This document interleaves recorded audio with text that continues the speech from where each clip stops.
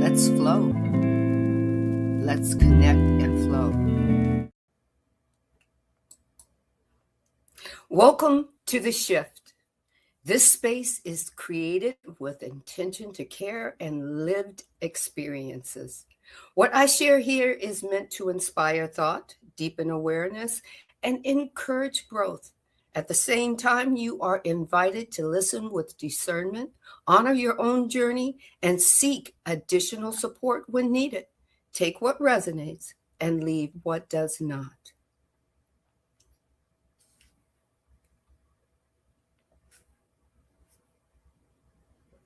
As I said, welcome.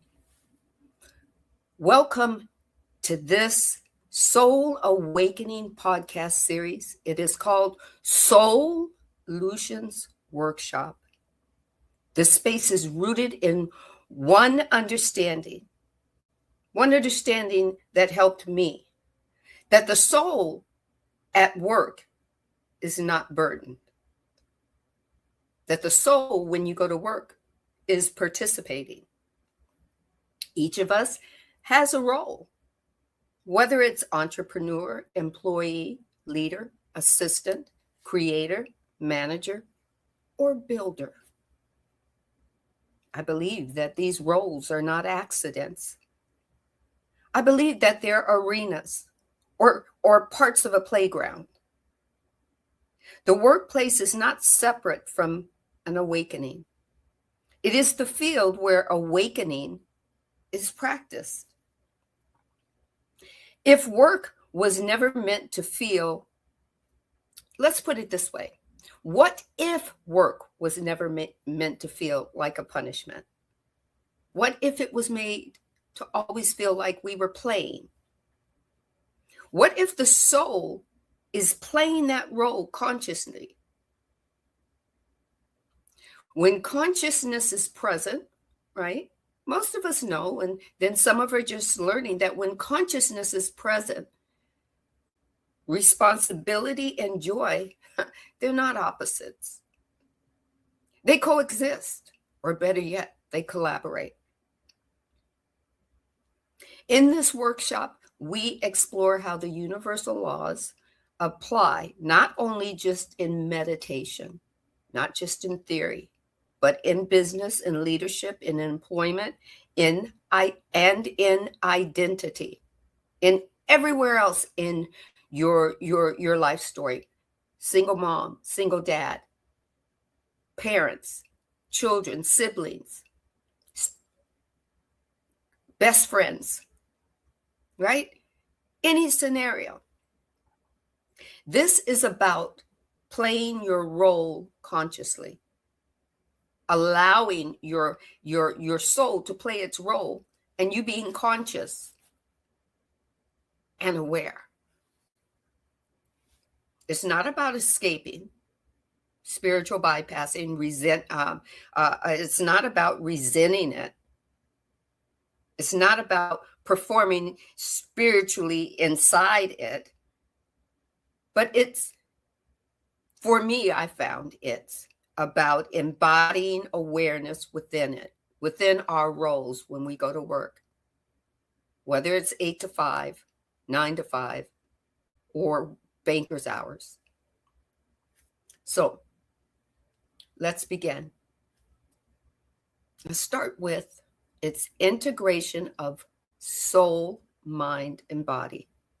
You can call it spirit essence, conscious awareness, and the body is actually the one that's doing the work to give the soul the experience. I'm not telling you this. This is lived experience. I'm sharing it with you. You get to take what resonates and leave what doesn't. Everything, body, mind, and soul, it's aligned. And every essence of you is participating. That's what embodiment is. Participation is not really abstract, even in spirituality. It's lived metaphysics. You're living it every day. Take what resonates, leave what doesn't. This space is where we begin integrating the universal laws. No matter how much you learn them and put them on the shelf, if you don't integrate them and embody them and utilize them in your day to day, the laws are just like books on a bookshelf.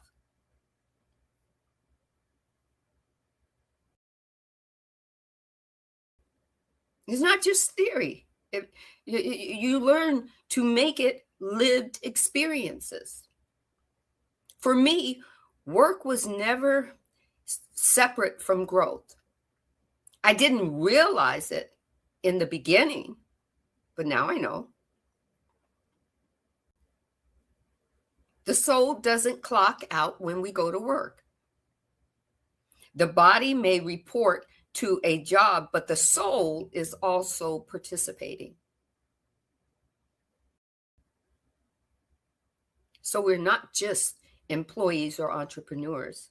We are soul, mind, and body explorers in that playground called work. The body performs the task, the mind interprets the experience, and the soul animates the purpose. It goes into the DNA and says, this is what I wanted to learn. The universal laws governs the outcome, whether we acknowledge them or not.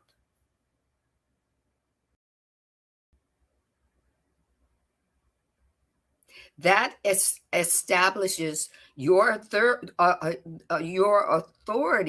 within your journey.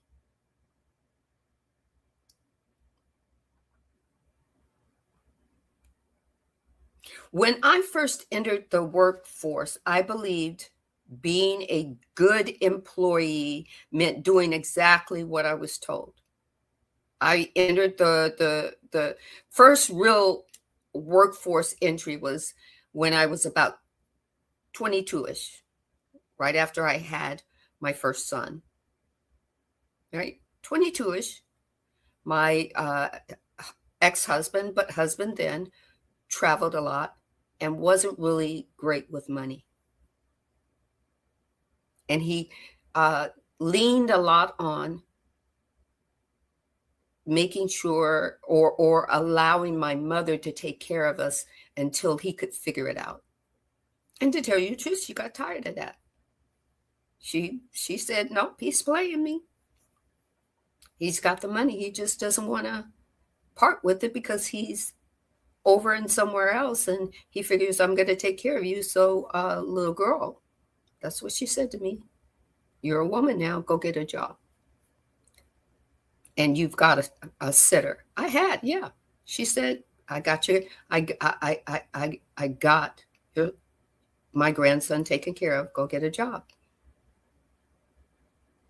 And I just went, oh, okay. And the moment I said, oh, okay, opportunity opened up. It wasn't necessarily, guys, what I wanted. I didn't want to be an accounts receivable and collection person. I didn't even know myself then. But the door opened up and I stepped into it. And at that point in time, the only job I had before that was while I was going to college. And I worked in kind of like a department store.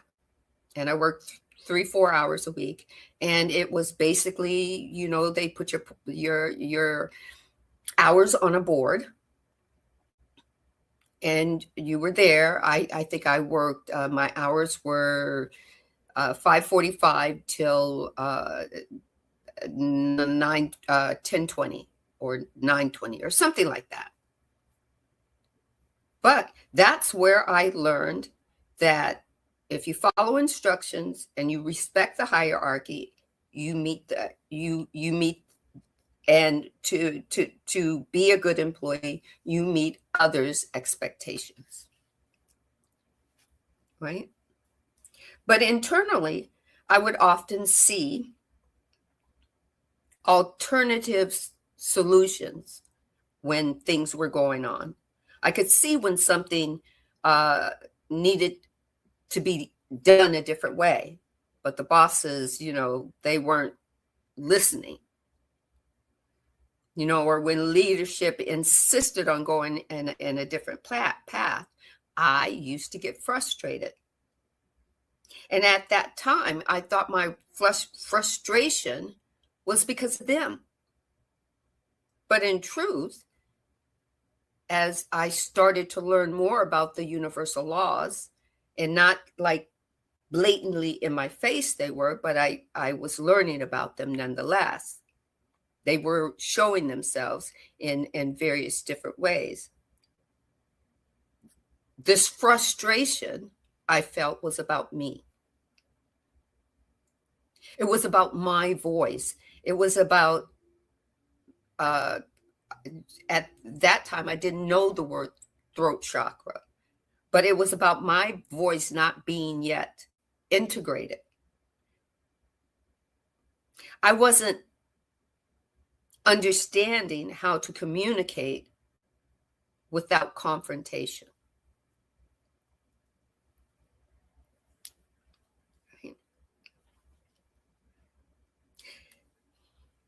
That was my earliest lessons of the law of acceptance. Little bits and pieces of me coming out saying, well, what do you think, Sandra? Asking myself a question.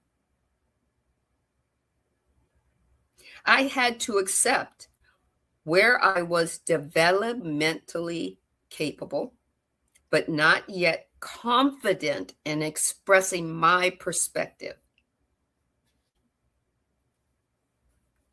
Right?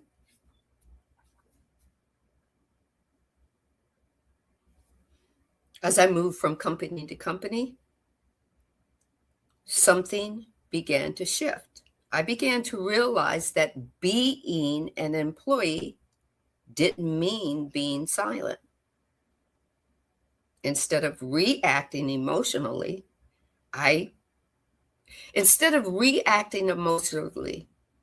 with what I disagreed with, I began asking questions. It kind of took me, I allowed myself to go back to that child that was always asking questions, that was always rocking the boat.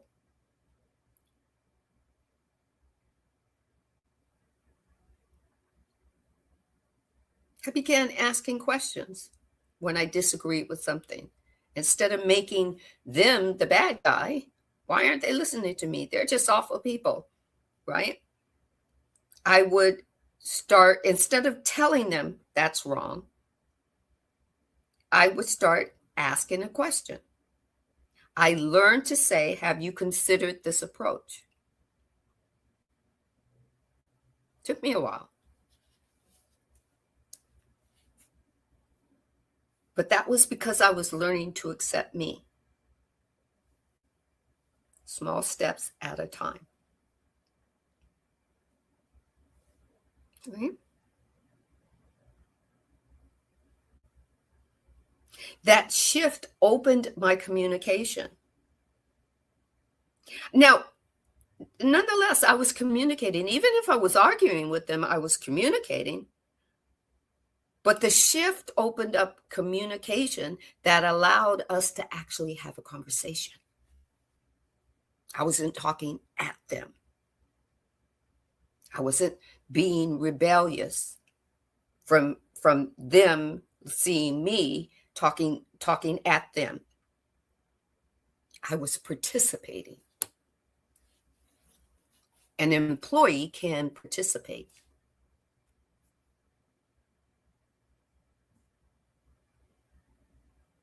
I took accountability in my action. We're going to talk about the law of accountability. We're going to talk about the law of acceptance and the law of accountability.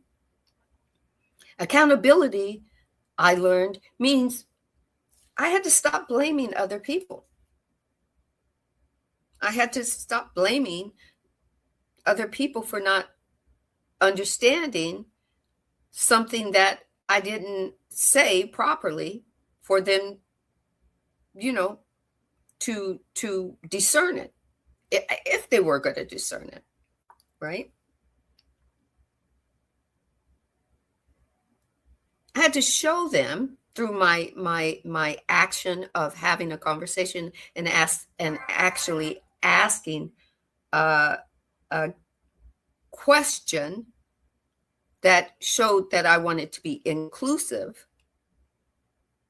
and that I wanted to participate and that I could contribute responsibly.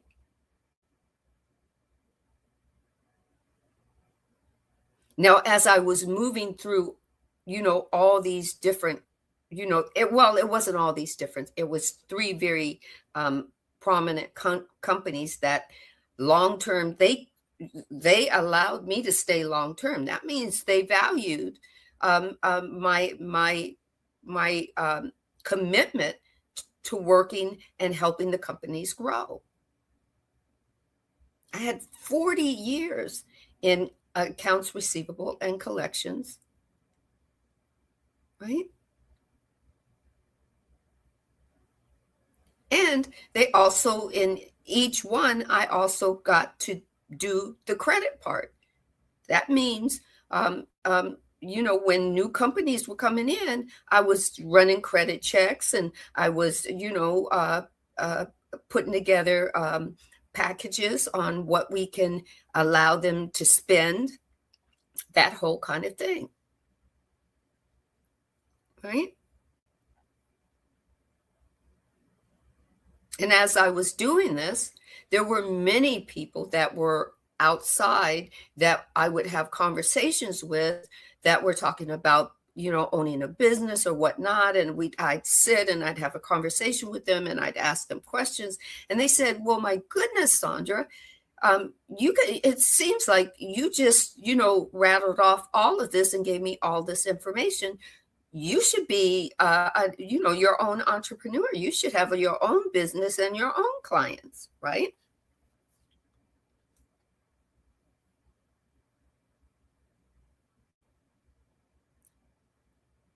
So we're going to talk about transitioning to entrepreneurship um, based on other people giving you the suggestion.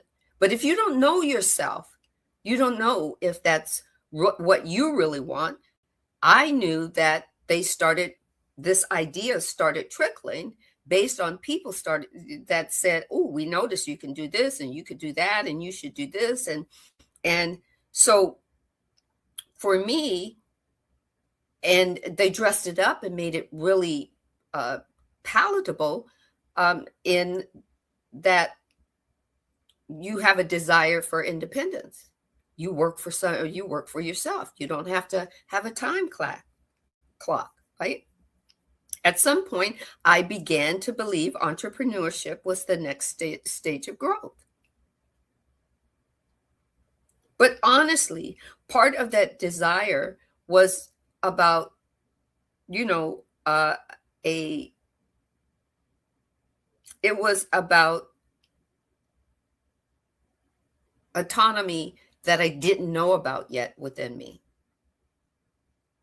If I'm being completely honest, it was about the ego taking in information and allowing me to go half cocked with information that we had not dug deep enough in.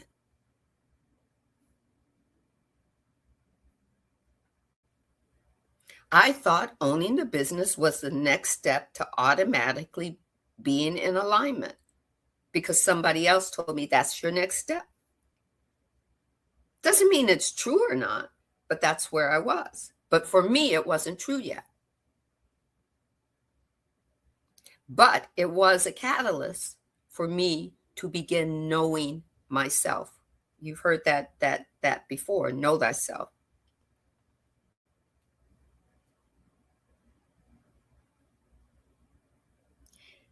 I made decisions before I fully knew myself.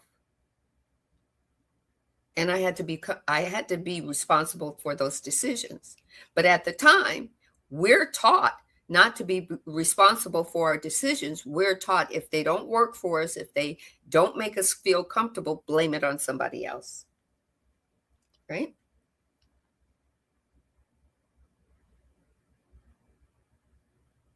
Then the trickle happened. The expansion happened.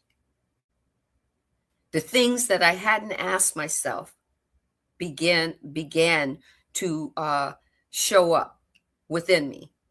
What are my natural strengths? I started to see all the stuff that other people were seeing. And I went, well, no, these can't be natural, because I had to work here. This is what I have to do. This is what I do to support my family. But were they my natural strength? Did they come out in time of need? What is my energy capacity? Where do I thrive? Where do I thrive? Do I thrive in leadership? Do I thrive in being a worker bee? Do I strive in owning my own? Would I strive in owning my own company? Asking myself these questions. And actually, I started in little increment questions that I didn't know those were in what the word for it was called embodiment.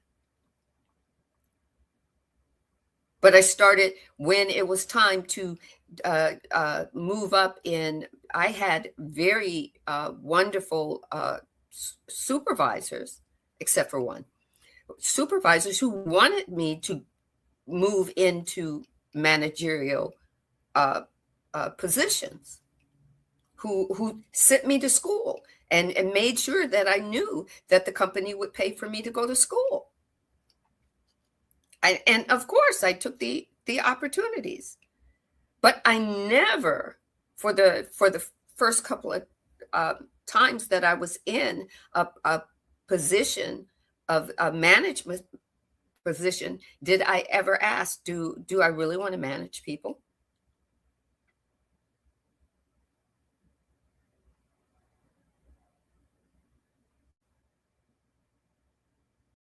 Right?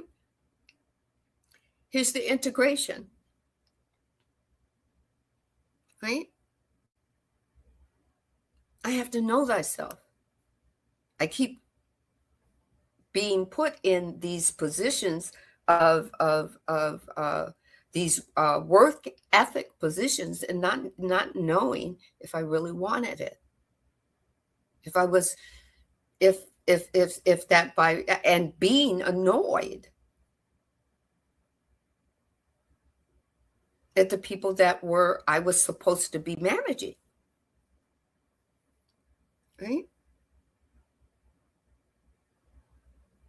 I didn't pay attention to what was being revealed to me.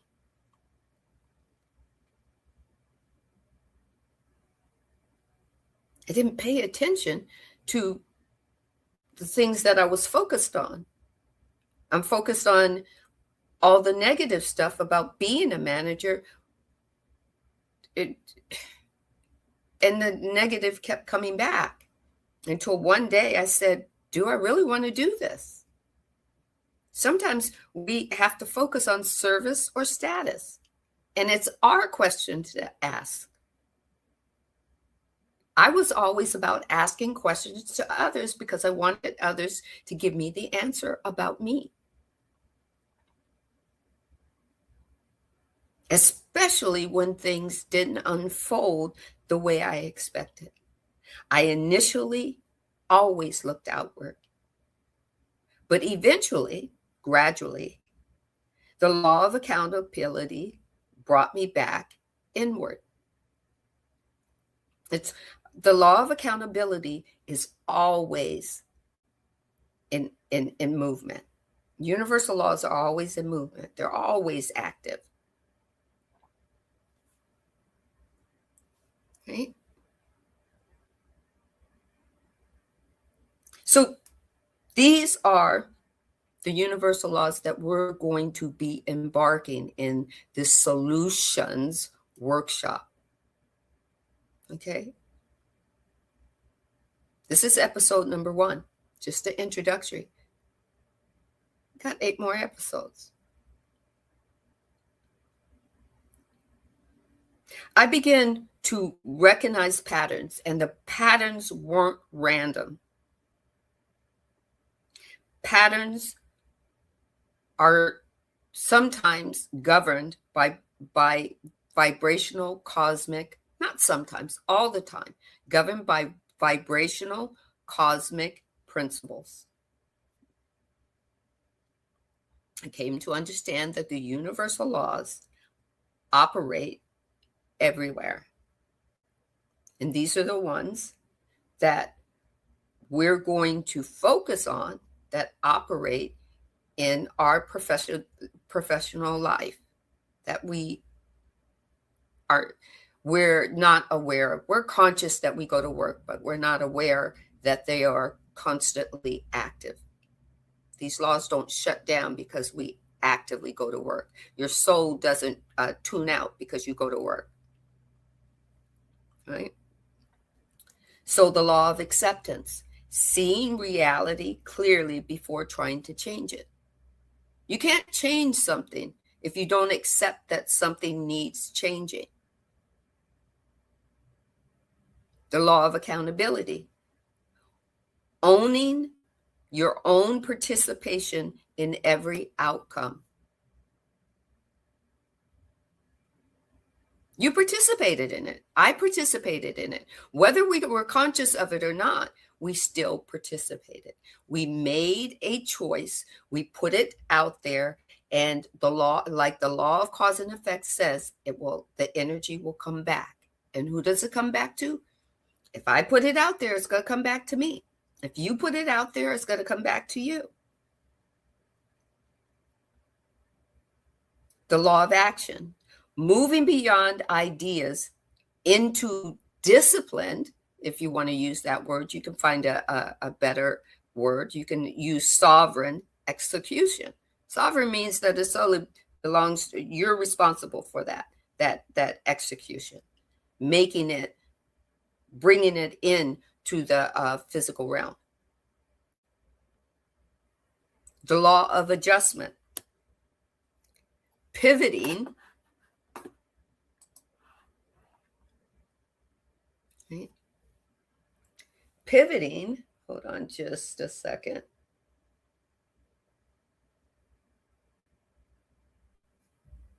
There we go. So, I'm sorry. The law of adjustment is about pivoting intelligently instead of quitting emotionally.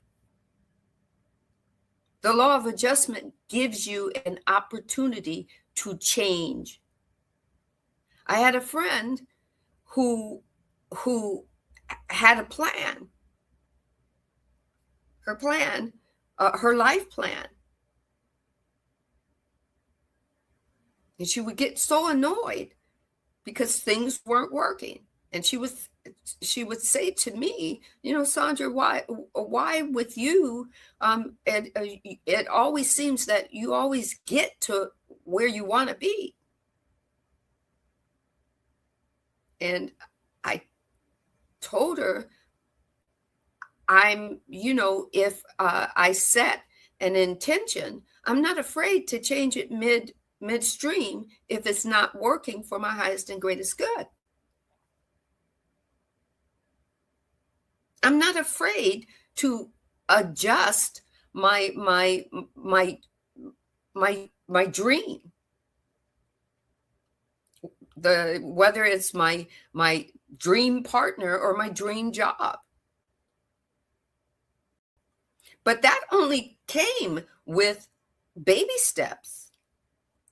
But the law of adjustment says that you get to pivot. And the law of circulation says you get to value exchange and energy flow. Not only do you get to understand it, you get to take it from a monetary value, and you get to understand that currency comes in all forms. You're going to talk about attention, the law of attention. Where you focus your attention is where energy goes to create for you. If you react to things constantly, then energy is going to be just exactly that. It's going to take you to a place where you're constantly reacting and constantly being bombarded with negative energy.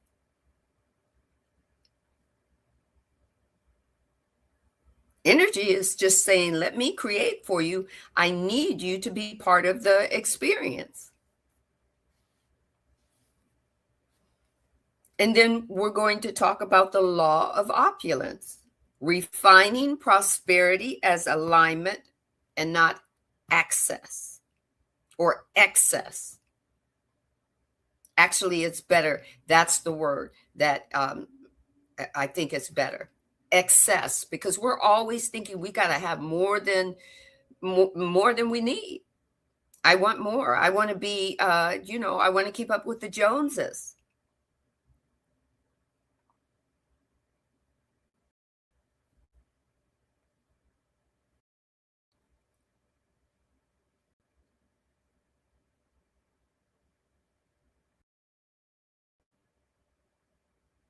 Before I close today, because this will be probably the shortest episode, before I close today, I want to share something a little more personal of me, of why I started this workshop.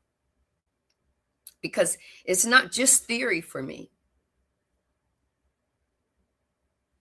I didn't begin in entrepreneurship. I began, like I said, in accounts receivable and collections and credit, right? I worked inside growing businesses, mostly mom and pop stores or companies that expanded into corporations and then, hey, eventually sold their companies. At the time, I thought I was just doing a job.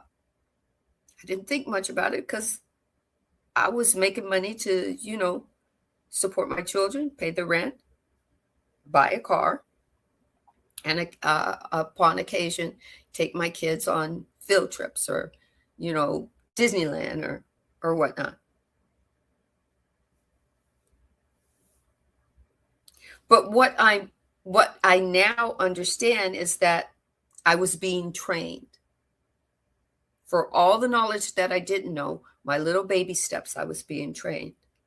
I worked in accounts receivable, and I was allowed to see the nervous system of companies. I was allowed to see cash flow. I was allowed to see who pays on time. I was allowed to see who continuously delays their payments. I was allowed to see the patterns of stress as an employee sitting in meetings with the bigwigs. I was allowed to see how leadership responds when money tightens. I was allowed to see how money reveals character and how pressure reveals maturity, if any. And this was long before I had language for it. I was watching universal laws unfold in real time, but I didn't have labels for it. I was watching the law of circulation operate through the company that I work for, their cash flow. I was watching the law of accountability show up in leadership and decisions that were being made in our meetings. I was watching the law of adjustment determine whether a company grew or whether it stayed stagnant. And here's the honest part. I didn't even want to be an employee at first. I thought employment was very limiting. I thought ownership meant freedom. right? Because, well, and I thought it because that's the way it was presented to me. Every time I would listen to somebody talk about being an employee, oh, I wish I just owned my own business. I wouldn't have to deal with this rigmarole and all these people and all their two-faced stuff, right? But in hindsight, that season was apprenticeship. Structure was developing, helping me to develop discipline. Responsibility was helping me to develop clarity. Accountability was helping me shape my character. I grew with those companies that I worked for, and I stayed up until they sold. One I stayed for 8 years. Another I stayed for almost 16. Another I stayed for a good 12. And then there were little companies in and out of that I stayed here 2 years or 4 years. And I never really thought about it, but they counted for something because they were part of my building blocks. I grew with these companies. I was promoted not because I demanded authority, not to say I didn't at first, because I was taught, if you're going to get anything in this world, you got to tell people what you want and make them and make them listen. Right?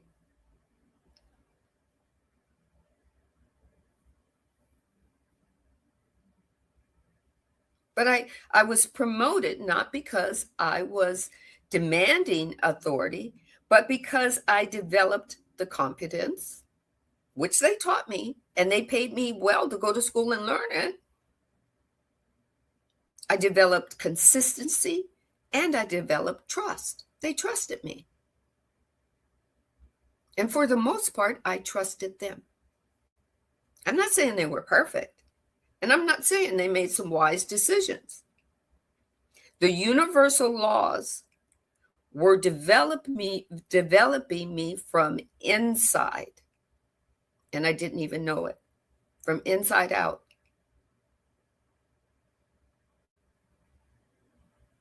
I didn't know it, that they were developing me into someone else, into a new me, a new version of me. And there was nothing wrong with that. And I was still an employee. And that was okay.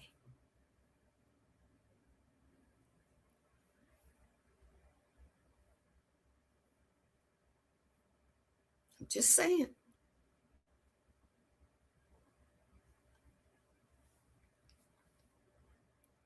And when I eventually stepped forward into doing my entrepreneurship, moving in to setting up my own business, I realized something very sobering, maybe.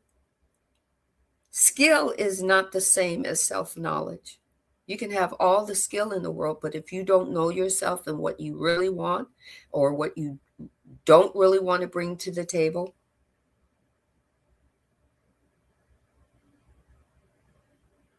you can understand systems, you can understand cash flow, you can understand structure, but if you don't know yourself, you will build from confusion.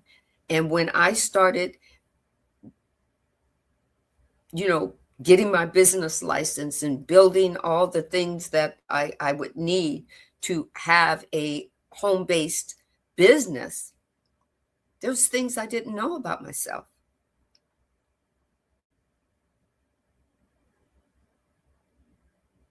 And after I finished getting all my ducks in the row and the paperwork perfect, I got stuck because guess what? I knew nothing about marketing.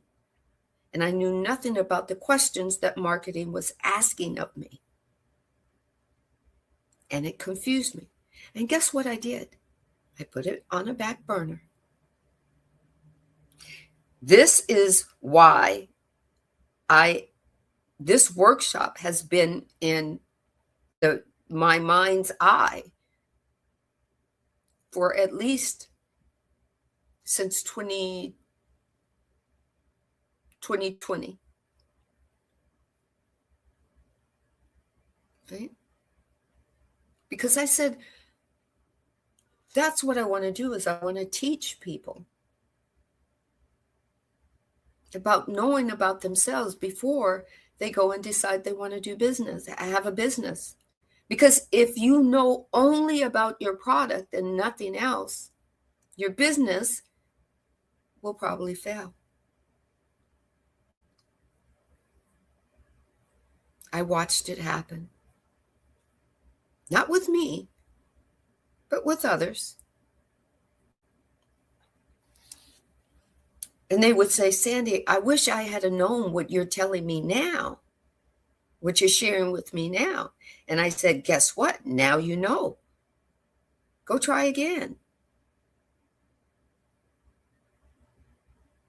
Now you know. And you compare it with understanding your systems and understanding cash flow and understanding structure. Because now you know more about yourself. That is why this workshop begins with integration. Because before we build anything, we must know who is building it.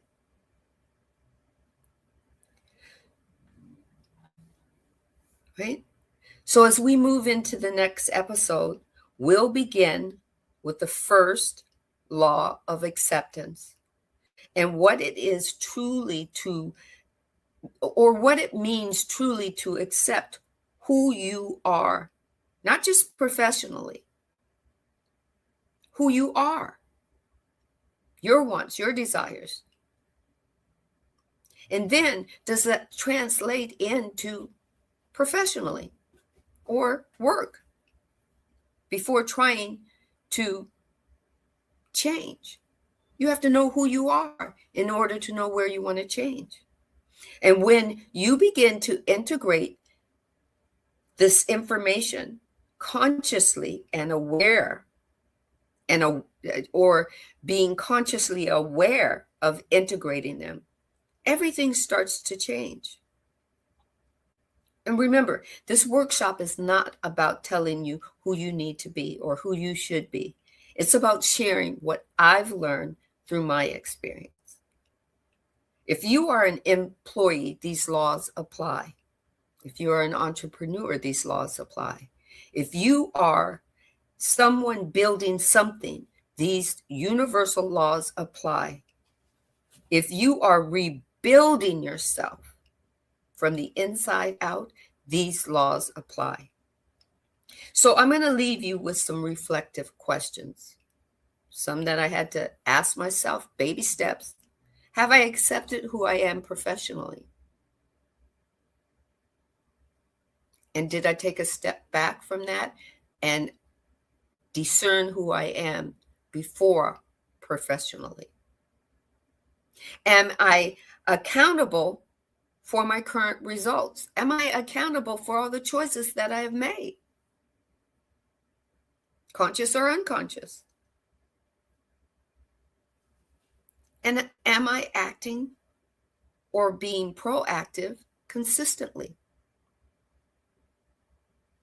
Am I adjusting my situation wisely for my highest and greatest good?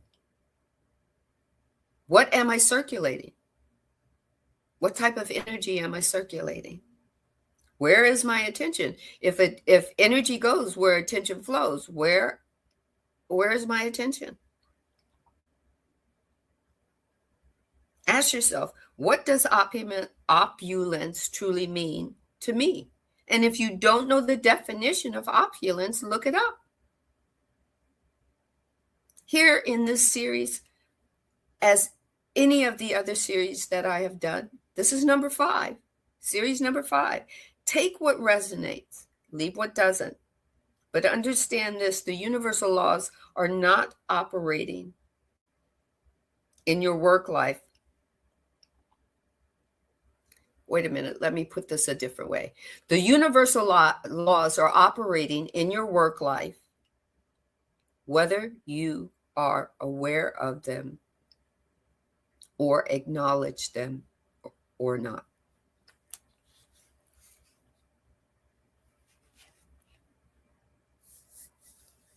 So,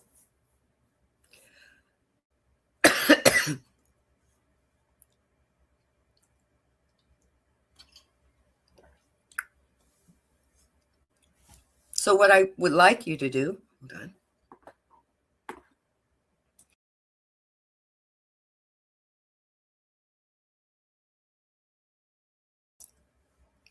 So what I would like you to do is replay this. Go back and when you see it in video on demand in YouTube or Facebook or on my Spotify, replay this. Excuse me. Ask yourself embodying questions about you. Because you hear videos tell you not to be an employee, to go off and own your own business, but they're not telling you the ins and outs of it. Maybe you enjoy being an employee, but you just need to know what type of employee you want to be. Maybe you enjoy working for a company that holds your same look in clothes, or supporting people. Maybe you worked in a family-owned business that has given you so much because your parents started it because they wanted to serve the community. So maybe you do want to take over and be an entrepreneur.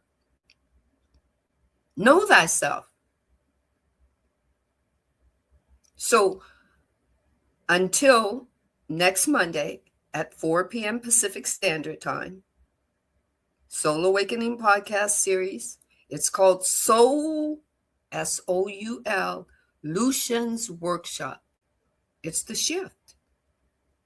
See you at episode 2. Wholeness and balanced love to you and yours. Take care. One love.